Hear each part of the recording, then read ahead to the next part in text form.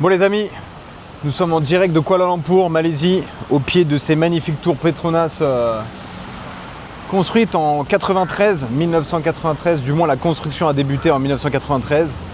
Et nous allons donner des news du projet immobilier, du challenge. J'ai investi dans un immeuble de rapport en France depuis Singapour. Bon là, aujourd'hui je suis en Malaisie.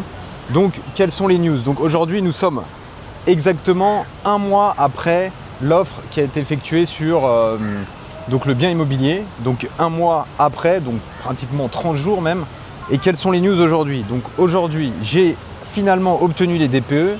Ce qu'il faut savoir, c'est que j'avais fait une offre alors que je n'avais pas les DPE, donc voilà, j'ai peut-être anticipé le processus trop tôt. Et ce qu'on sait, voilà, avec les vacances, les jours fériés en France, etc., le process a pris une éternité pour avoir les DPE. Donc la personne qui devait passer, faire les diagnostics, était en vacances, ensuite c'était les jours fériés, etc., etc. Bref, ça a pris des années, ça a pris très longtemps. Donc là, finalement, on a les DPE.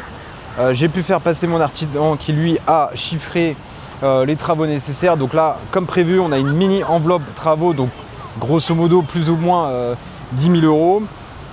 Et du coup, là, vu que j'ai les documents, on va pouvoir démarrer en simultané le process compromis de vente avec le notaire. Donc a priori on va prendre le même notaire, que ce soit le marchand et moi. Donc on l'a déjà fait 2 fois, donc on le refera une 3e fois. Et je vais kickstart le process de financement immobilier. Donc là, ce qu'il faut savoir avec tout ce qui se passe dans le monde, la partie géopolitique, etc., on va avoir des taux qui sont grosso modo de 4%. Surtout en partie, on va dire, expatriés, non résidents, etc. On a des taux qui sont toujours plus supérieur par rapport à des personnes qui ont une situation en France, employeurs en France, etc.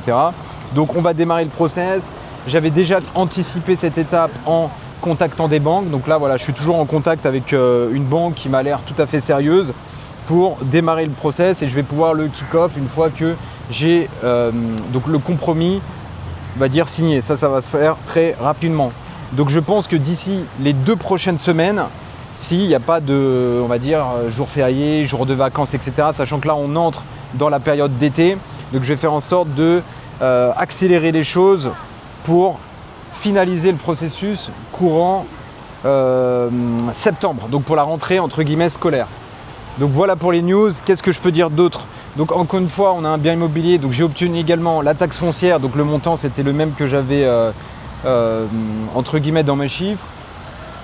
Qu'est-ce qu'on a d'autre? On a le bail du locataire. Ce qu'il faut savoir, c'est qu'on a un locataire sur les 8 appartements. Donc on a 7 appartements où je vais pouvoir, moi, mettre mes locataires, sélectionner les profils, mettre le niveau de loyer que je souhaite. Donc c'est plutôt une excellente chose.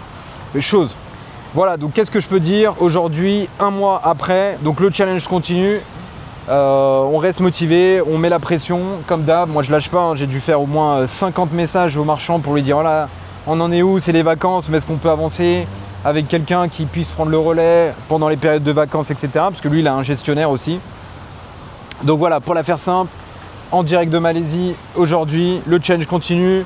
Stay tuned, stay focused, don't quit, take action and see you in the next video.